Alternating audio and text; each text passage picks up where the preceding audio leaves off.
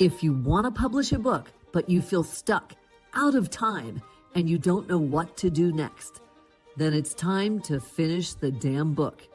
Here's your host, Susie Schaefer.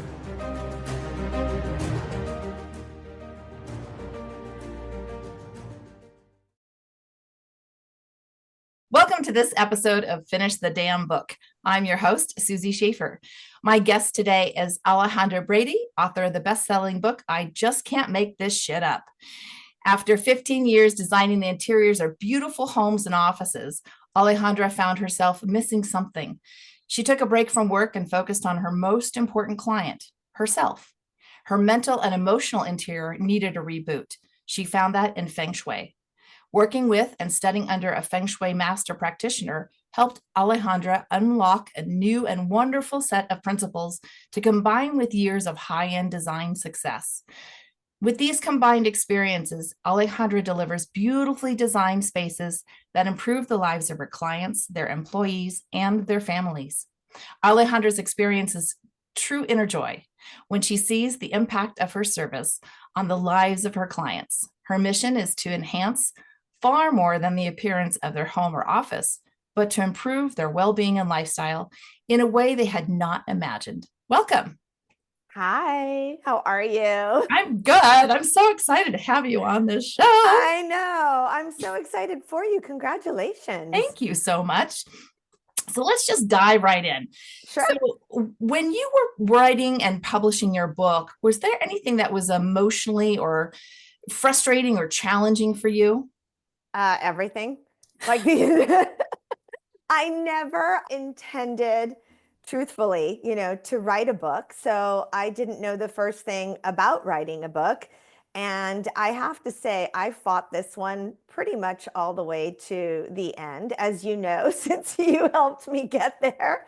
It was not easy, and it was really emotionally cathartic, which I think was also good for me, because it is a memoir, because it is the story of my spiritual awakening. And it forced me to look at things that I had kind of shut into boxes and put away many, many years beforehand. But at the same time, then it also helped me kind of string together a whole bunch of events that seemed scattered to me and haphazard and coincidental. And all of a sudden, when you had to write about them and put them in a chronological order, which was the only way that the book made sense to me, you see this beautiful pattern unfolding of how my spiritual gifts came along. So even though it was frustrating on one side and super challenging, I mean, there's days that I would be sitting there and just cry as I'm writing, it was a beautiful gift in the end to myself and from what people all over the world have told me, to them as well, because they've been able to relate to it. Yes. And your spiritual awakening happened for you later in life, correct? 50. I was 50. I'm going to be 58 in September. So it's been a little bit, but I started writing the book pretty soon after my awakening started. I think I started before I was 51. And how did writing the book and the feng shui practice kind of merge together, and where did you see the connections there? So I was literally told to write the book. And I started because I had to have, out of the blue, I had to have cervical fusion when I turned 50. So to rewind just a minute longer in the other direction, because it helps put it into context. I had scoliosis as a child, so I was in a back brace full time from 11 to 18. And they told me that if I did that, then I wouldn't have to have fusion as an adult. Well, you can never tell, so I'm not saying that they were wrong. But at 47, I had to have spinal fusion, lower lumbar. And so I wasn't completely shocked by that, but that was a really big surgery. It was a level 2 surgery, so it's 3 vertebrae. And then right before that, 10 months before that, I had to have a full hysterectomy with a bladder surgery attached. The bladder surgery did not go well, so I was attached to a catheter for months, and then I had to learn to catheterize myself.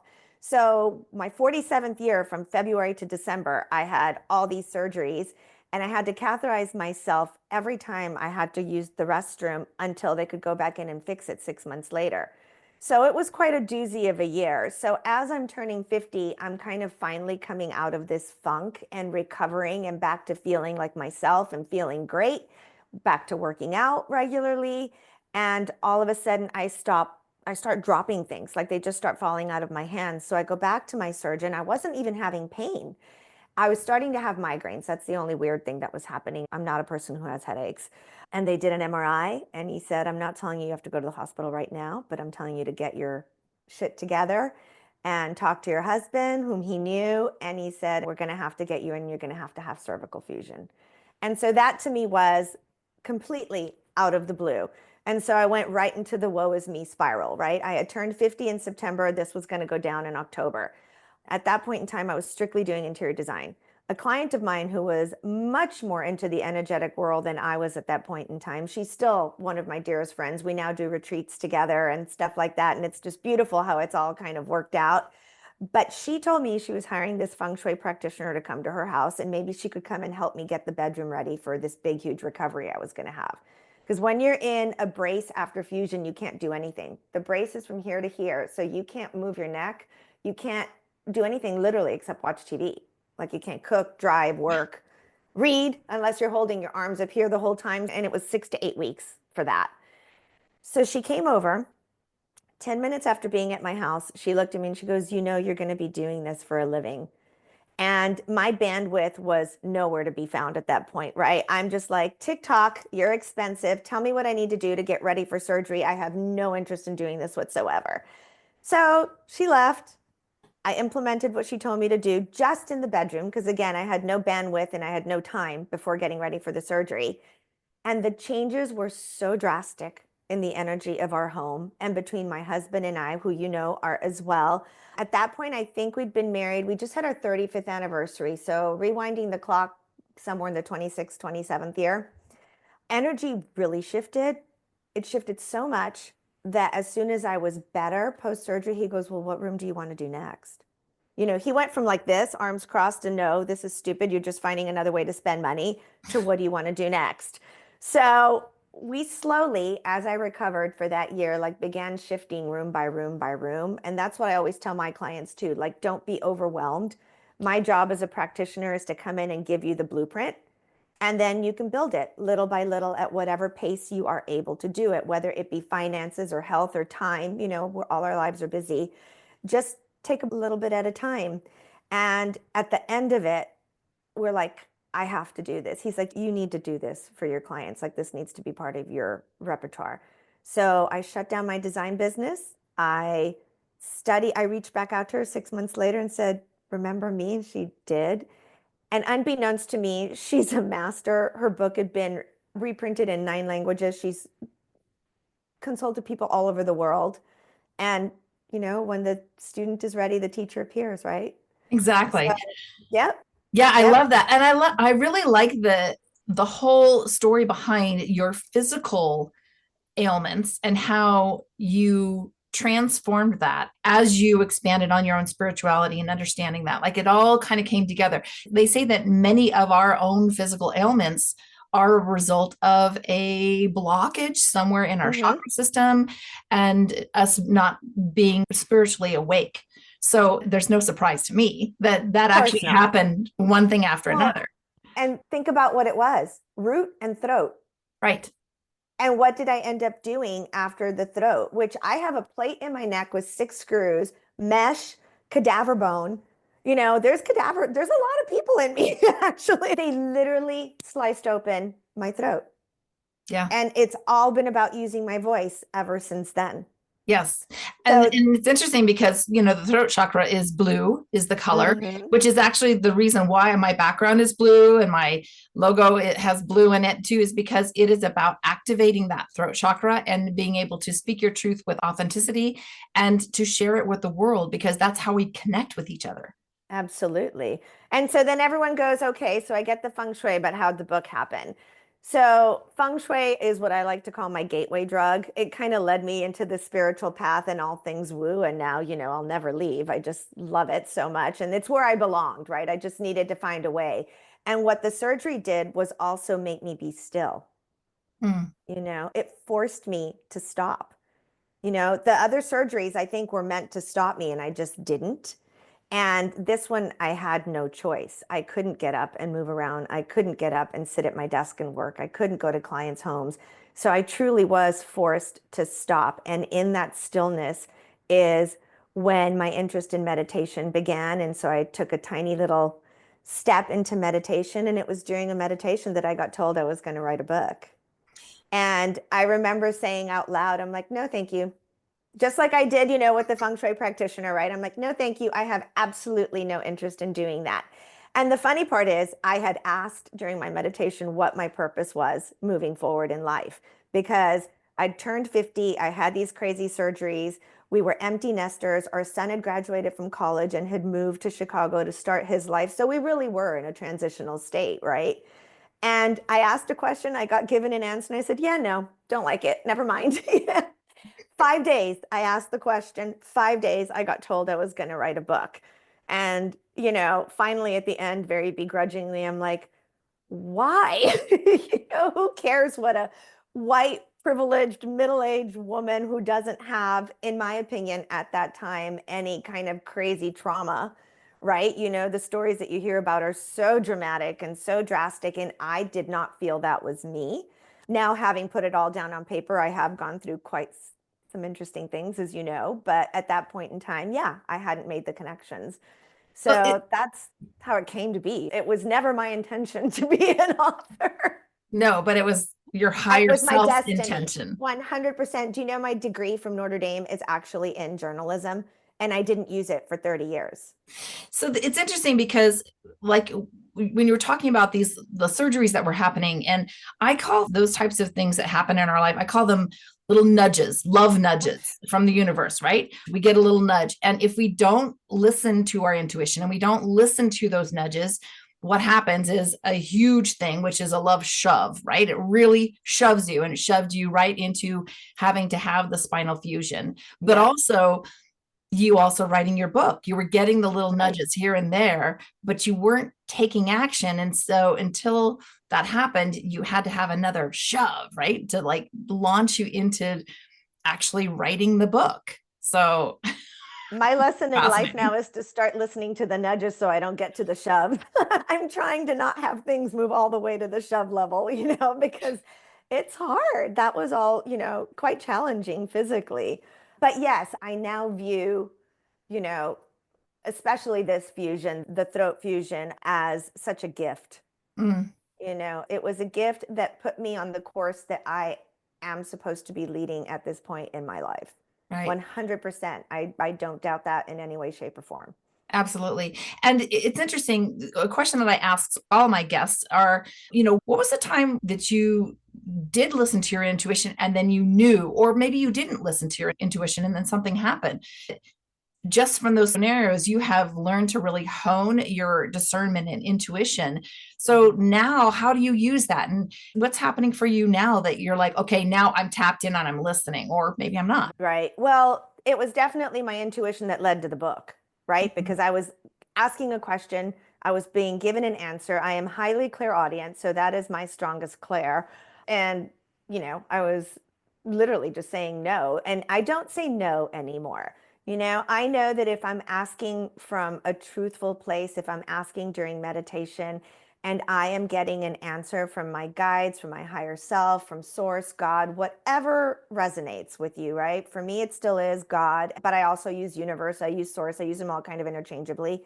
For me personally, I know my spirit guides are always around me, and I love that. And so I just really tap into that a lot these days with pretty much anything and everything I do. We were just in Mount Shasta Mm, last week. And that was really interesting to go do some of those meditations on the mountain, in the sacred mountain. And I was asking questions and they were giving me answers. It was really, really cool.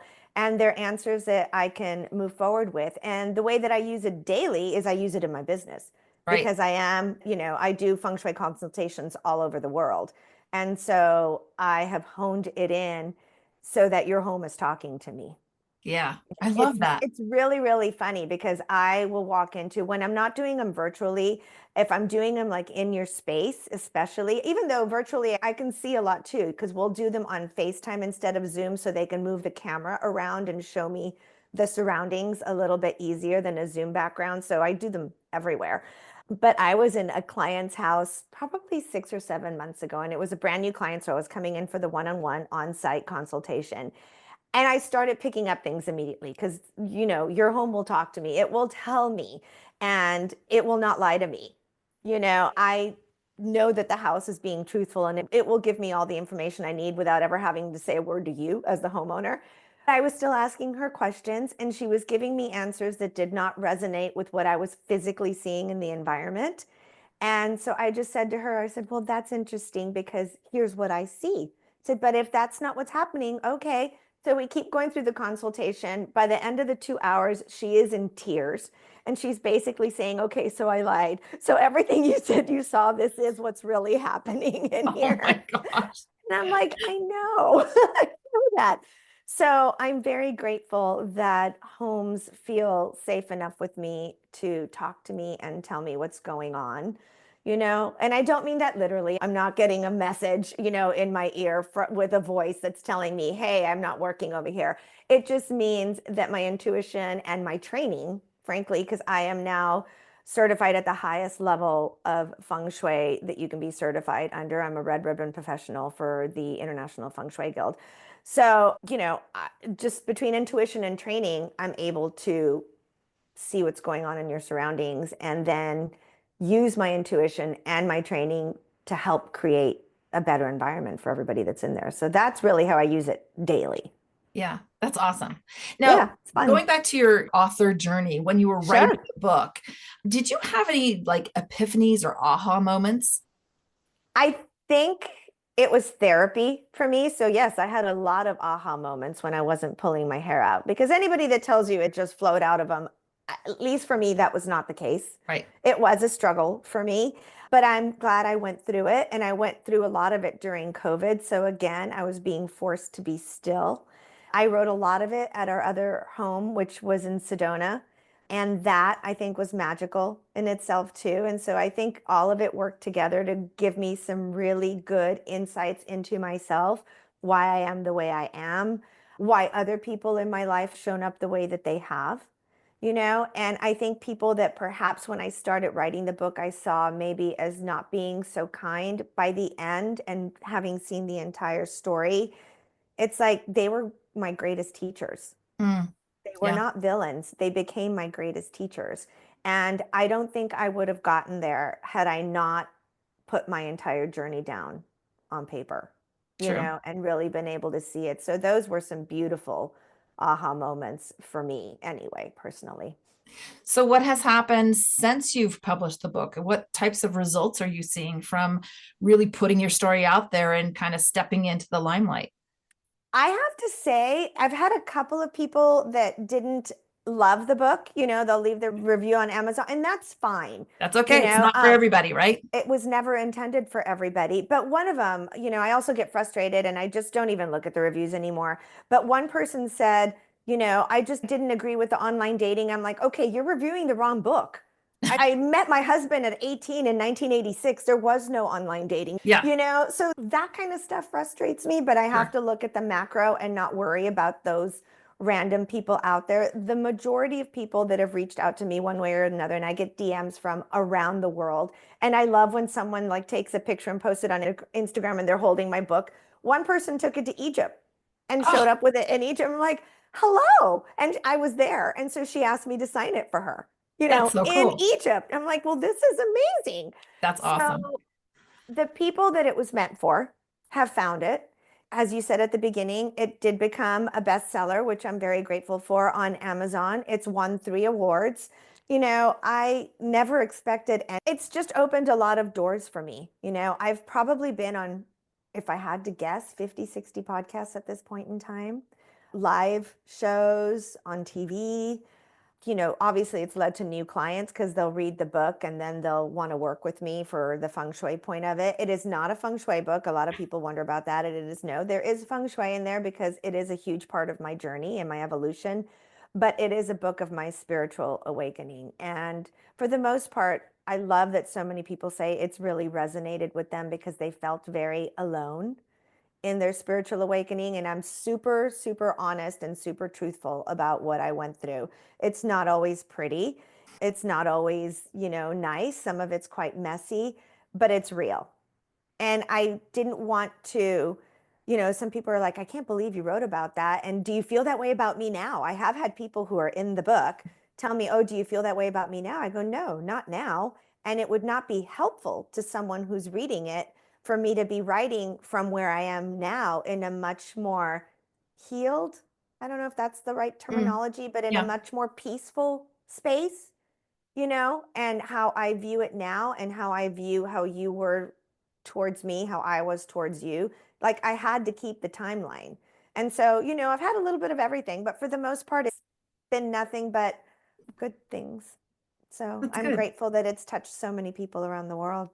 Yeah. And hopefully, you've obviously had a lot of growth experiences during that Hmm. process. Hopefully, those people have also gone through some of their own experiences and have grown and have a better understanding that it's a perspective, right? This is why a memoir is, I think, so important for our own personal journeys, is because you're sharing that, but you're also learning and growing and healing all at the same time. And sometimes your story doesn't resonate with other people, but that's okay because it's your story.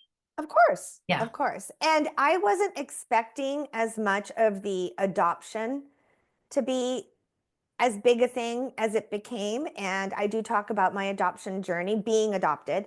And so many people have reached out to me about that. That kind of took me a little bit by surprise. I thought it would stay more in the woo woo community, but a lot of people have had thoughts and opinions on my adoption situation. And, you know, a lot of them agree with how I handled it. Some feel I should have handled it a different way or I should be in some support group. And I'm like, I choose not to dwell on my adoption. It was part Yeah. of my story. It's not what I am. But yeah, so it's opened a lot of conversations, that's for sure. That's good. And conversations are good. That's why we want to do this. Absolutely. It's how we create community around that so that we can have shared experiences and all those kinds of things. So, yeah, absolutely. So, let's hear a little bit about your business because your business has gone through its own metamorphosis. You've just done a rebranding. So, how can people reach you? What do you have coming up? What's going on? I actually just did an in-person retreat on Sunday, which was lovely. And we had such a beautiful day. We had 5 practitioners all gathered together. And, so we worked on the body, the mind, and the home all together. And it was just a really, really beautiful day here. Yes, our website is Casa Shui Life. Casa Can you, means home in Spanish. oh, so it's And Shui, of CASA. course. Yes, CASA, Shui, SHUI life, because I wanted to encompass all your life, everything in life. It's not just about your home, but it's about Casa Shui kind of being a feeling and .com. So casashuilife.com. I am doing one-on-one consultations still all over the world. So you can book them virtually. You can book a mini if you just want to, do a little dip your toe into the world of feng shui and see, or if you just have a couple of questions for me. I do 1 hours that are virtual, that are just mini consultations. And then I do full virtuals and then I do full on sites too. And, clients, I'm happy to go wherever you want. I just finished a penthouse in Aspen and, I'm going to Miami in a couple of weeks. I have clients all over Florida, as well as I live in the Tampa Bay area. So, in this whole area here. So it's fun. I love doing it. And I bring my over 20 years of, high-end interior design experience into it too. So that makes me a little bit different than other practitioners Mhm. because it has to still be beautiful. So Yes. it has to be aesthetically beautiful, plus energy, plus the elevation of design, plus, all the different things. Oh, I think since I last talked to you, I'm also certified as a biophilic designer now too. What is that? I keep What? forgetting. There's so many hyphens now. I forget them sometimes, So I am a certified crystal healer. I only use that for my own knowledge. So if a client does want crystals, I'm, knowledgeable in what crystals will best benefit them in their homes. Like I don't lay hands on people. But yes, biophilic design was a nudge. That was a nudge that called to me. And I took the time and got certified from, professional school. And so biophilic design, where feng shui is a little bit more intuitive, right? And you're working with the energy of a space, which is all around us, right? I mean, it's quantum physics. We all, energies and everything. But it still is, it feels a little more intuitive, free flowing. Biophilic is super scientific. Mm, So 64% of the world's workforce does not see the light of day. How sad is that? wow. They go in before the sun comes up. They leave, they're in a windowless cubicle and they leave after the sun sets. Funny enough, I was visiting our son probably last year, I think right when I was going through my training, and his friend is doing his residency, his doctor's residency. And I asked him, I just said, Tyler, how many days do you go without seeing the sun? He goes, that is the weirdest question. I go, Mhm. how many? And he goes, last week I think it was 4 or 5.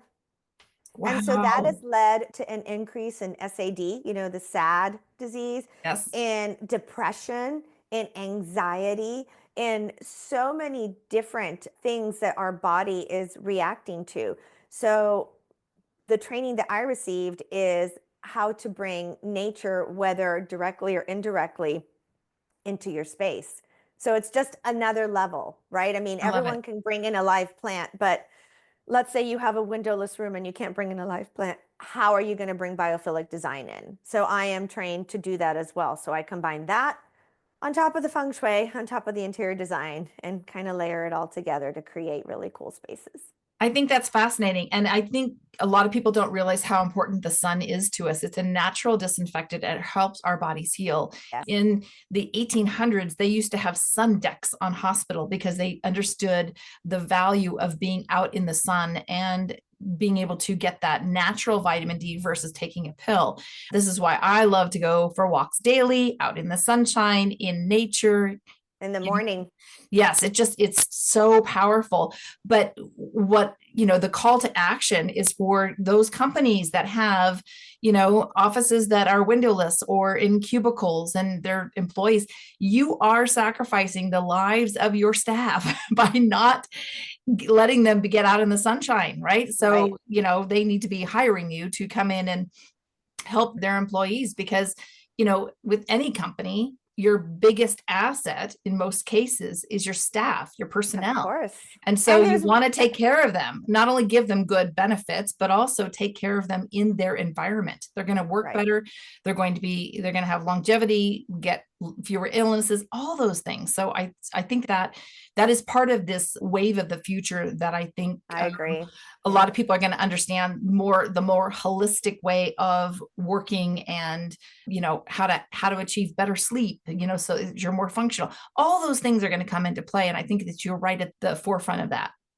Thank you. Yeah, and there's a lot of ways besides just sun, right? And if you can't have real sunlight, the light bulbs with different lumens that mimic the sun, they start off in a certain lumen in the morning and then kind of increase during the day and then decrease as the day goes on.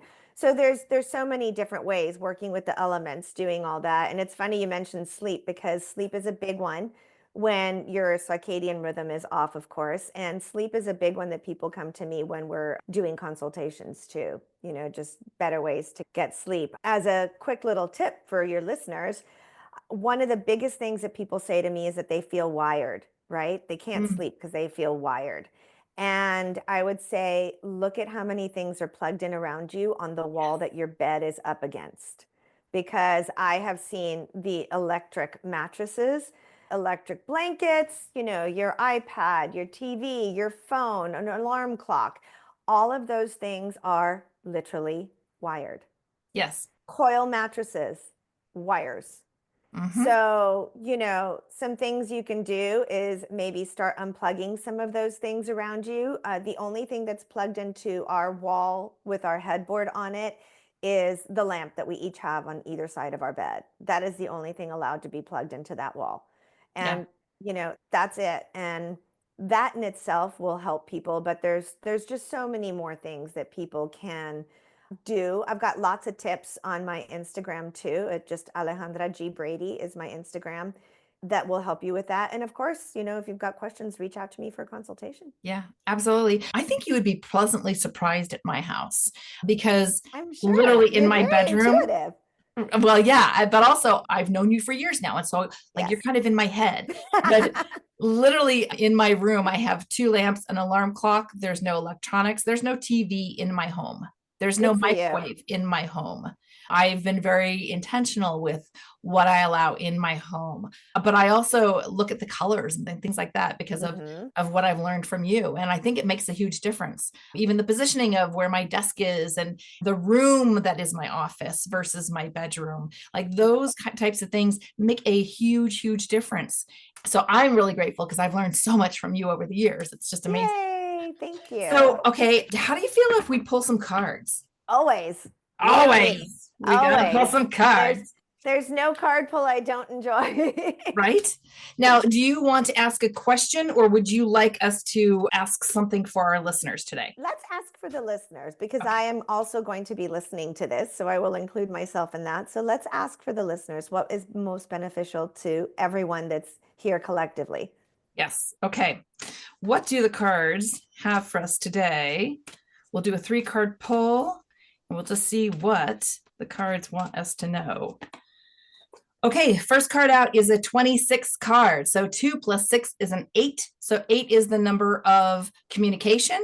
It's also the infinity symbol. If you flip it on its side, this card is happy, happy. So what this says to me is that, first of all, she's dancing in a blue dress. Blue is throat chakra, communication, right?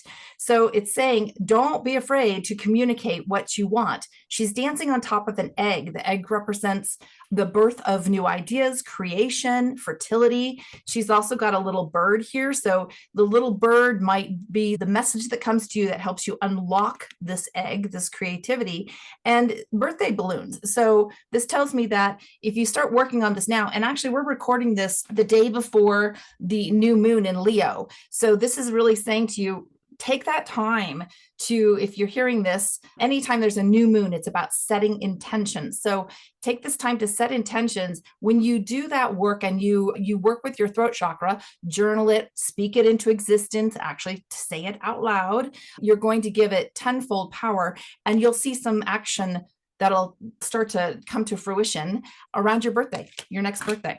So well, mine's in September, so I like that. Okay, so your job is set your intentions on this new moon, and you're going to see some action, some forward movement in that too. Okay, the next card is 44. Okay, so that's another 8. That's another 8. But 44 is also a master number. So like these are cool. If I ever talk about angel numbers or master numbers on these episodes, I encourage the listeners to look them up. Sometimes when you search for them or you Google them, they will come up with different meanings. It is the meaning that is intended for you when you are looking that up at that time. So look up master number 44, see what it is for you. This is something that also has a past life timeline in it for me. So this is saying that this is something that is in all of our collective past lives, and the card is thinker. So what this really says is stop overthinking, right? Like she's sitting on these building blocks. So these building blocks, the foundation, we've already created the foundation that we need, but she's sitting there, wings are down. She's a little fairy. Wings are down, meaning she's not in her highest vibration and she's overthinking it. So sometimes you just got to like trust and let go. But yes, it's another 8. So whatever you're trying to manifest, you got to allow that to come to the surface and then speak that out loud. It's so powerful. And then, of course, too, we got a 2 card. This one's the yin card. So this is the feminine energy of receiving. And you can see on this card, the cup is open. It's empty. So it's saying be open to receive. Stop blocking anything and trying to, take too much action. Allow yourself to receive and don't overthink it. Like, don't overthink it. Just set the intention with what you want to say. I want to create something wonderful and beautiful and let it just happen. The color here is also pink. So pink represents like rose quartz. It's the vibration of love. So I would encourage you to get some rose quartz, put it around you. As we know, Alejandra loves crystals, and we'll talk about some stuff that you have on your website too. But yeah, so, and also pink roses. So pink roses are another way that you can actually bring that love vibration into your home. So those are our 3 cards today. That's pretty good, right? I love that. Can I add something to that? Please do. From a feng shui point of view, 8 is abundance, which is lovely. Pink is love and relationships, which I think is wonderful too. It's telling us to be in our feminine, right? And receive. And also, roses have the highest vibrational frequency of any flower on the planet. So interesting, because like when I said I'm pink roses, a lot of times that does come out for me when I pull that card, but I get a vision because I'm clairvoyant. So I also get a vision of pink roses in a vase. So there's pink roses in a vase on my nightstand right now. Oh, I get there you them go. every single month or every single week. I go every single week. I am a huge proponent of fresh flowers to raise the vibration and the frequency of your home. Yes. Yep. And when those flowers die, to get them out of the house.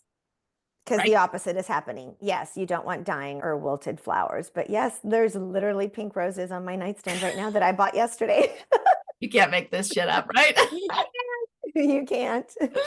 Oh my gosh. Okay. And there was one more thing I was going to ask you. I said it. Oh, I wanted to ask, tell me about what merchandise you have. Now, I know that your book is available on Amazon and Barnes and Noble, but then you also have specific merchandise on your website. Do you want to talk a little bit about that?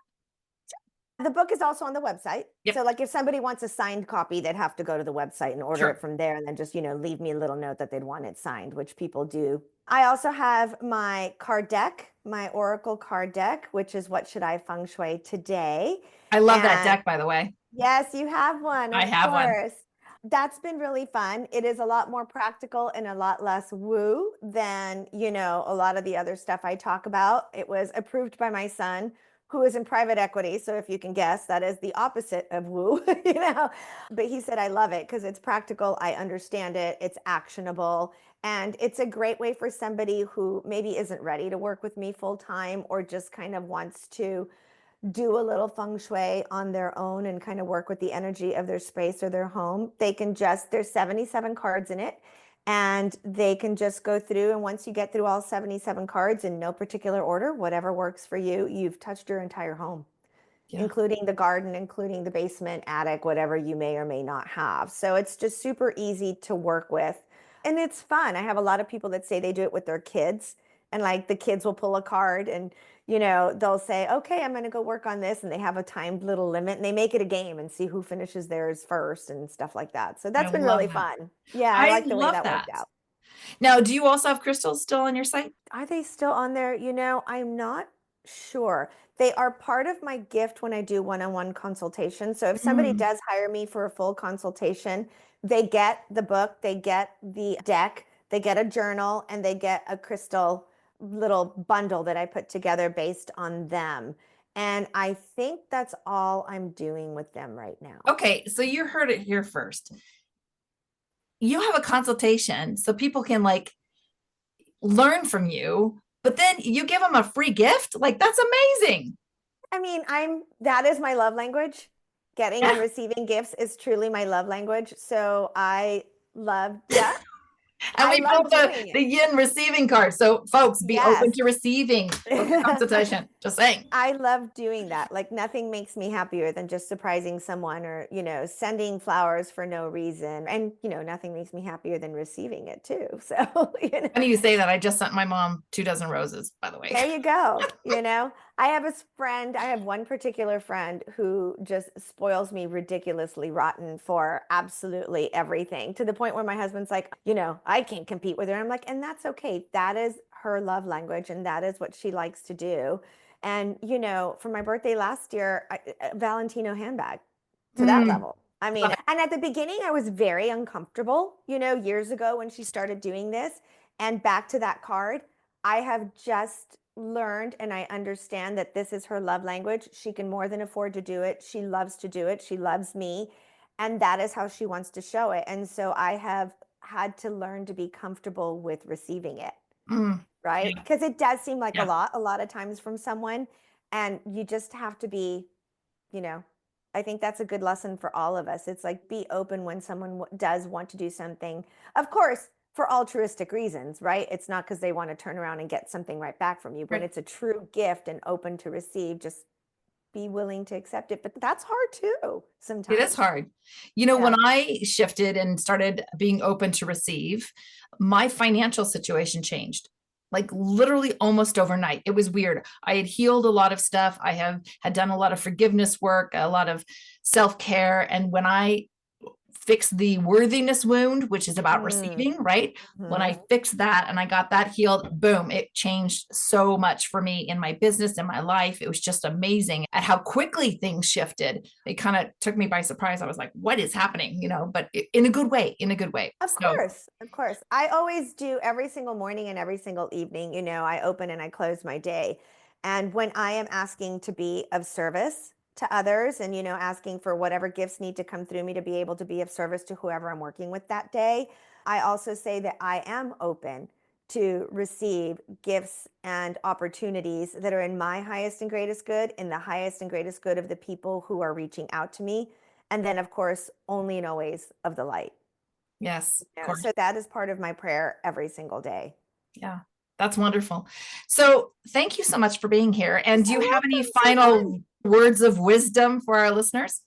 I think if you are getting that nudge and it is coming on strong to share your story, you know, finish your damn book, then just do it. And I just have to say, I'm so grateful to you and your team because I mean, there was a lot of teary conversations with you, with Alexandra, not so much with Michelle. There we were just kind of having fun doing all the design, you know, and of course, you know, her book cover, or the book cover we all collaborated on, you know, won best book cover of Yeah. that award.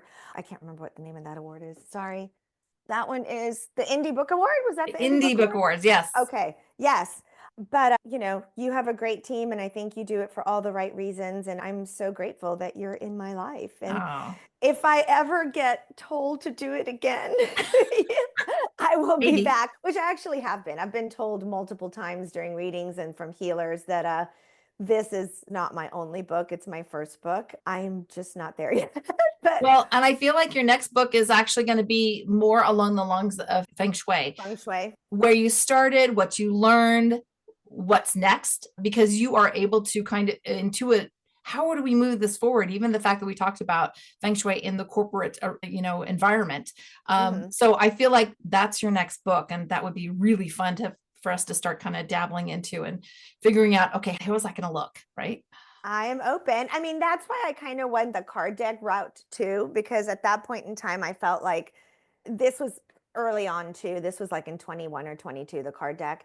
And I kind of felt like, you know, there's so many feng shui masters out there with all these wonderful books. But now that I've used all my training and all my gifts together for quite a few years, I do feel differently. I do feel that I have, you know, something that can be created in that. Exactly. So. And we'll have to take this offline, but I have an idea for you on that book Sure. that incorporates the card Sure. deck. Okay. That could be fun. So well, thank you so much for being here today. I really appreciate it. Thank you for having me and congratulations on the podcast. I'm so happy for you. Thank you so much. And if you found this interesting, I encourage you to join me for the next episode and be sure to subscribe. Every week, one lucky listener who subscribes and posts a review on Apple Podcasts or iTunes will be entered into the drawing for the grand prize, a private VIP day with me, valued at $25,000. So be sure to subscribe and post a review. Until then, keep on writing so you can finish the damn book. We'll see you next time. So that's it for today's episode of Finish the Damn Book. Head on over to wherever you listen to podcasts and subscribe to the show. One lucky listener every single week that posts a review on Apple Podcasts or iTunes will win a chance in the grand prize drawing to win a $25,000 value private VIP day with Susie Schaefer herself. Head on over to finishthedamnbookpodcast.com and pick up a free copy of Susie's gift. And join us on the next episode.